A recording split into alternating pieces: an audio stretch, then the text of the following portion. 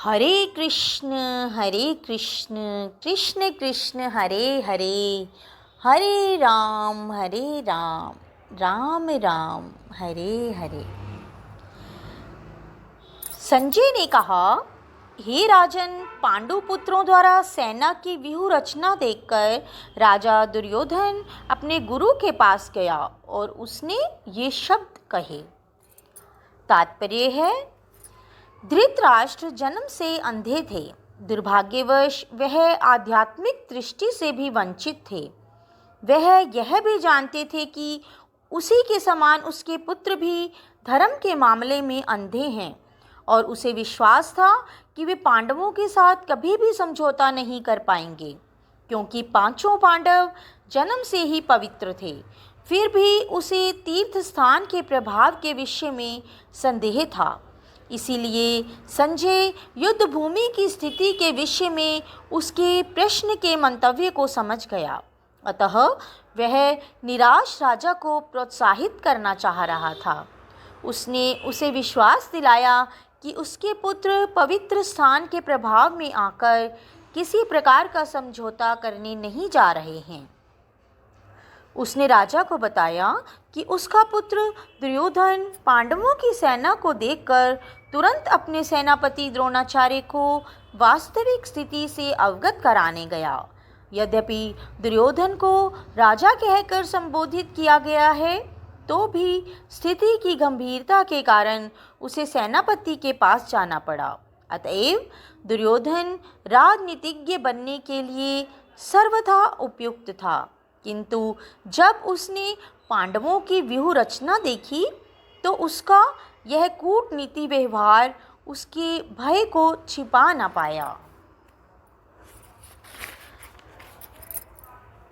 हे आचार्य, पांडु पुत्रों की विशाल सेना को देखें, जिसे आपके बुद्धिमान शिष्य द्रुपद के पुत्र ने इतने कौशल से व्यवस्थित किया है।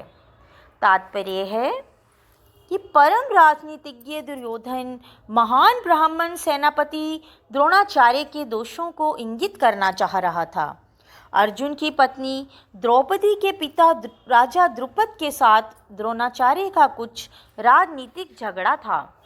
इस झगड़े के फलस्वरूप द्रुपद ने एक महान यज्ञ संपन्न किया, जिससे उसे एक ऐसा पुत्र प्राप्त होने का वरदान मिला जो द्रोणाचार्य का वध कर सके।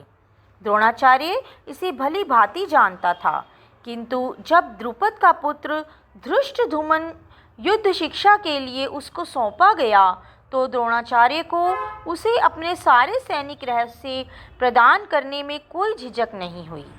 अब धृष्टद्युम्न कुरुक्षेत्र की युद्ध भूमि में पांडवों का पक्ष ले रहा था और उसने द्रोणाचार्य से जो कला सीखी थी उसी के आधार पर उसने यह व्यूह रचना की थी।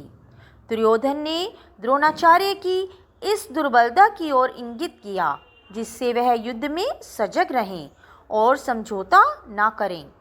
इसके द्वारा वह द्रोणाचार्य को यह भी बताना चाह रहा था कि कहीं वह अपने प्रिय शिष्य पांडवों के प्रति युद्ध में उदारता न दिखा बैठे। विशेष रूप से अर्जुन उसका अत्यंत प्रिय एवं तेजस्वी शिष्य था। दुर्योधन ने यह भी चेतावनी दी कि युद्ध में इस प्रकार की उदारता से हार हो सकती है। हरे कृष्ण कृष्ण कृष्ण हरे हरे, हरे राम राम राम हरे हरे।